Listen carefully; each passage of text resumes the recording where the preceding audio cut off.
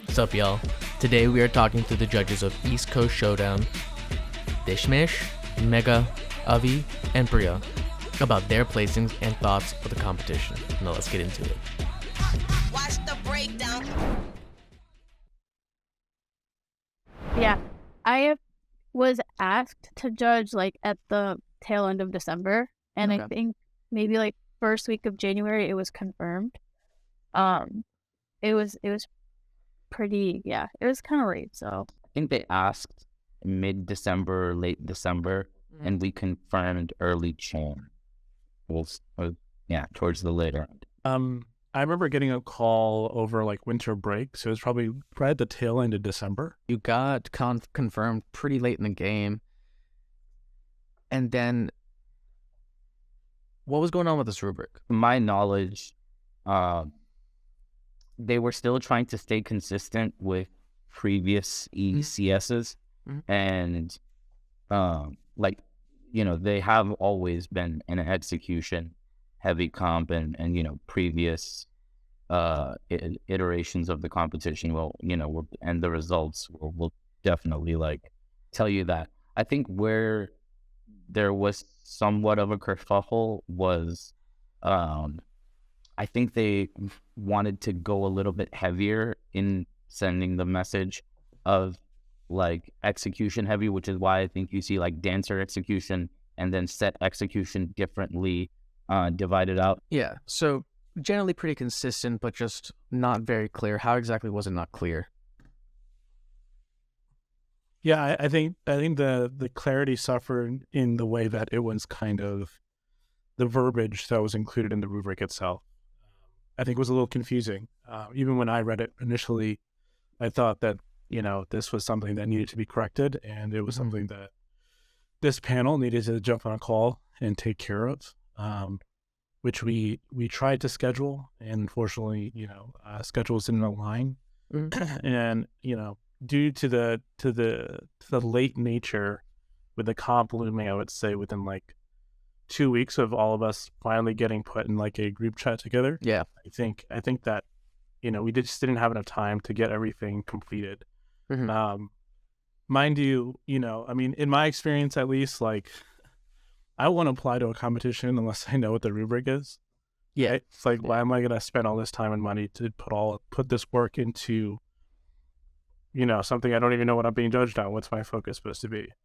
So I think there's two ways to look at this. One, I think if you're a team out there, you got to demand that rubric a lot sooner while you're building your set. And then two, I think committees need to make sure that their rubric is spot on from the very beginning. It's before a competition. So. What's up, y'all? Quick plug. If you want to listen to the entire 1 hour and 30-minute conversation where I talk to the judges of this competition more about the placings as well as answer some of your questions, be sure to go to our Patreon, support us there on unlock that content and much more. All right, bye. So we kind of were informed after the fact.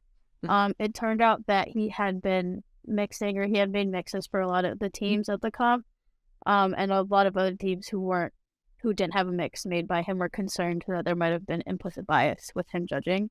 Yeah. So that being said, I think they held a meeting, and ultimately he was voted off the panel. So I think Deshmesh, correct me if I'm wrong, but by the time he was taken off the panel, I don't think there was enough time to find another judge, and they kind of just went on with whoever was still with the four of us. Yeah, agreed. I think it had happened the week of the competition. Where he was removed then. So I guess the window to find someone else to replace him was very short. So, but that was ultimately a committee decision. We were just told, hey, he's not judging anymore, and we said, yeah, okay, that's fine. Yeah.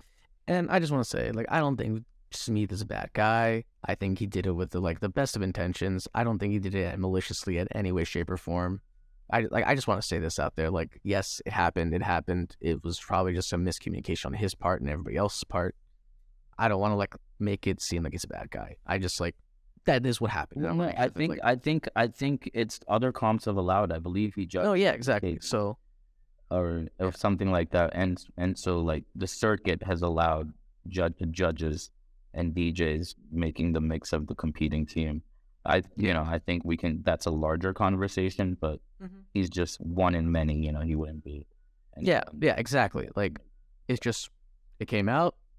Everybody felt some kind of way. It happened, and I think now it's just kind of like oh shit.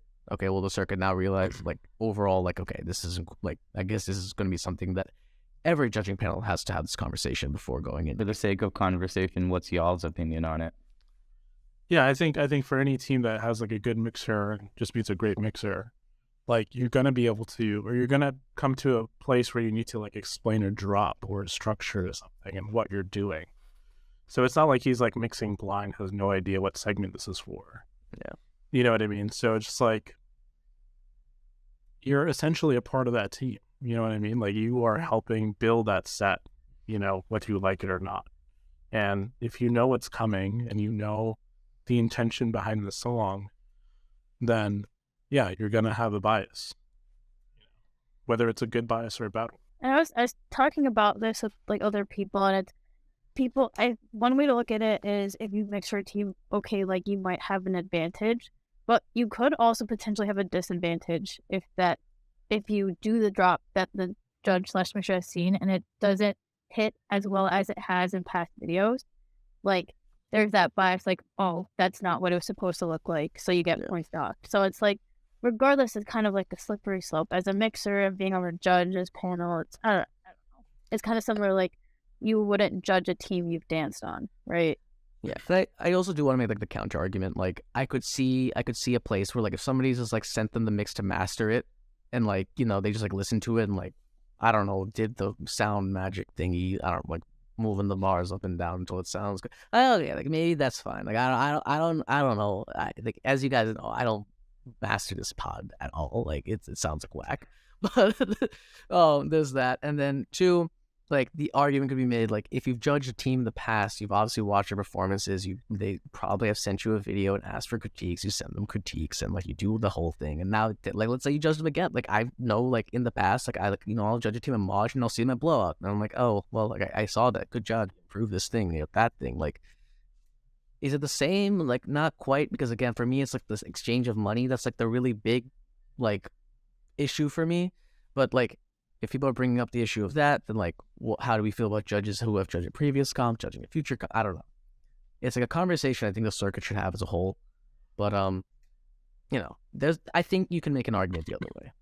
So, overall placings, we have first place at was VT at 83.4. Second was CIA Loknach at 80.75. DCBC at 70. Cardinal Bhangra at 66. BAM's Blazing Bhangra at 61.6. VCU, I think the subtitle's like Hasti Jawani at 60.1. Garbu Jawan at 59.8. And Spartan at 47.9. So, and looking at these scores, it looks pretty unanimous.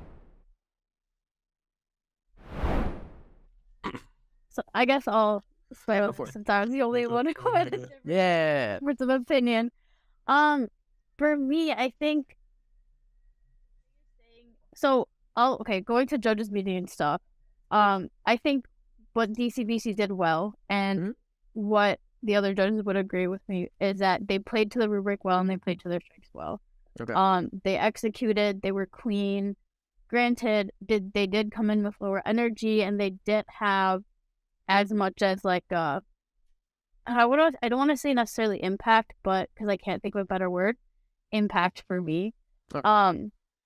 Where I think BBB kind of beat them out for me was they were very entertaining. Unfortunately, why ultimately was like, okay, you guys have a point and I will defer to you guys for third place, is the energy drop off that, or execution and dancer discrepancy that BBB had was a lot more apparent than DCBC did.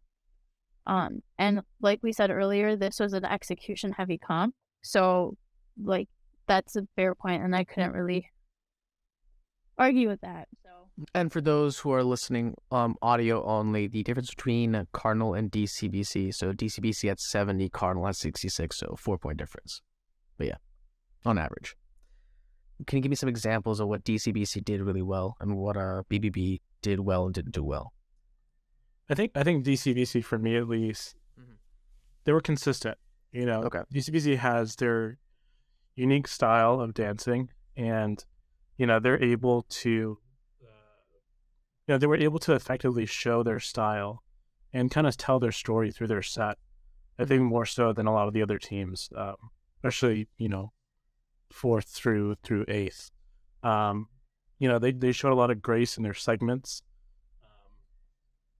They always really excel in Chumar. They always have this like elevated, mature grace in their Chumar that comes out really beautifully. And I think overall, in terms of like execution, 1 through 12, they were pretty much on par with each other. And I think in terms of synchronicity, that's always gonna count higher than anything else, right? If you're clean, you place. That's something that we always say, like on Alabama, right? Like you got to be clean first, and then you build on that. And DCBC was definitely clean. Now, don't get me wrong, they still have things that they need to work on as a team, but 1 through 12, no one really stuck out in a good or bad way. They were just consistent throughout their entire performance. Yeah. So I think here's the thing. I think DCBC danced even better than CIA. Their dancers I felt were better, and my scores, I just wanted to make sure they do indicate that I did score DCBC higher in dancing execution than CIA, where CIA took the numbers was in the making of the set, formations, choreo, all of that. And this is why as execution heavy of a comp as it was, it's obviously not just execution that we're looking at, which is why CIA placed as high as they did. And my understanding was like a lot of those kids were new, and they, they did look kind of new.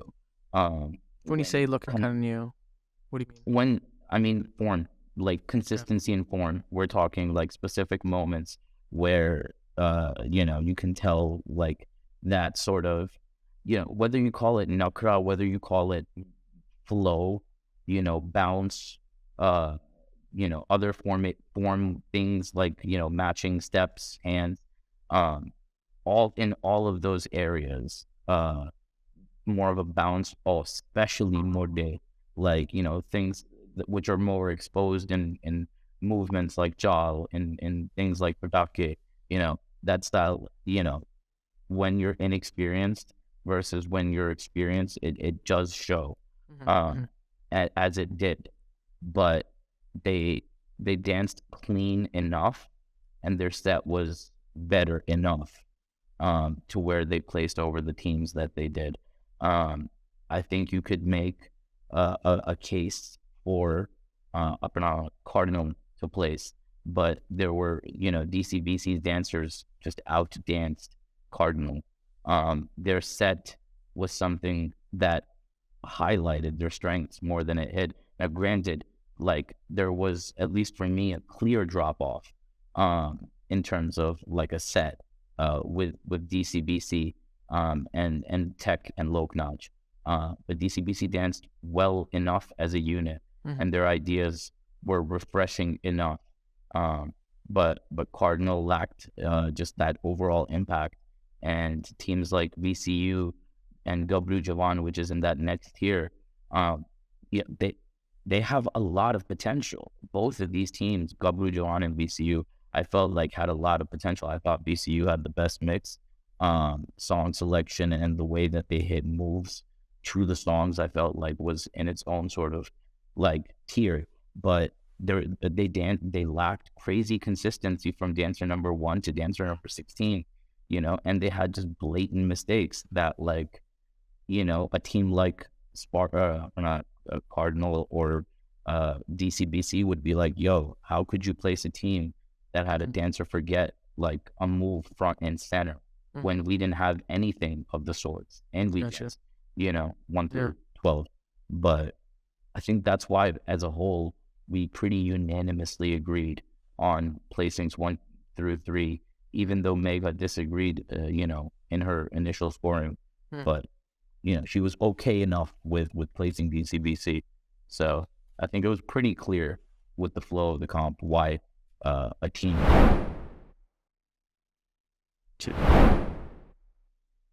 No, I think I touched on my end of it. Yeah. We were in somebody else. Yeah. VT just outdanced them like crazy. You know? But there's a lot of potential on that squad. You know, watch out for those kids. Once they start using their more, like they'll be killer. And you know, we all know Kuntal can make a set, and you know, whoever you know their coaching squad is, their think tank is, you know, is capable of putting out very entertaining sets. Yeah. But it's in that form that they clearly, like the Tech kids, you know, they're one of the top ranked college teams with a lot of their squad back. They're just, you know what I mean? Yeah. They've been on more stages and have done more drills, and that's what it showed for me. Yeah. I think to Avi's point, you know, for me, yeah, B-Tech just had a more mature grace in their jaw and the way that they executed steps. You know, they had full extensions. They never cut any steps short. Everything flowed really nicely together. And everything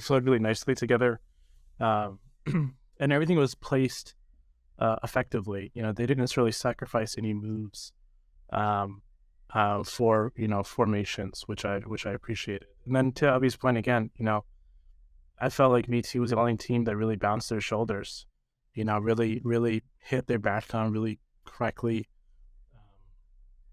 effectively danced to the level where 1 through 16 was all on the same page. You know, they definitely focused a lot on execution, and that definitely showed. Now, for me, I felt Loknach was pretty much right there. In fact, I gave the edge on formations and impact to Loknach. I mean, the way that they structured their set in terms of going through segments, their style, their identity, the way that they structured hits and things leading up to hits. I mean, seeing like a backhand spring in a set and then catch a kunda and then do a hit, you know, back to back seamlessly, like it's a big risk. And they did it flawlessly. So, you know, kudos to Kuntal and that coaching staff for building a very effective set that I think, you know, is really going to place more and more the more these kids get better at their Bhangra. But yeah, for me, I think they were only like 1.5 points apart. It was close. It was very, very close. But yeah, BT just outdanced him, but just by a hair. Honestly, I mean, those kids are really. I had a 6-point differential. I'll disagree on that. I think what I really appreciated with TI is that they had such a creative set. It was so different from what everyone brought. So for me, with the creativity aspect of the rubric, they were winning. Like they got the highest points from me. Like the Deshmesh and Avi said, where they lost points for me was just VT had a solid squad. Like everyone was executing from the basic moves to the more complex moves that they had. And I think even the way they executed their formations, moving in formations, it was so on point. Everything was just so cohesive that from creativity to set execution and dancer execution, they did everything. They did really well.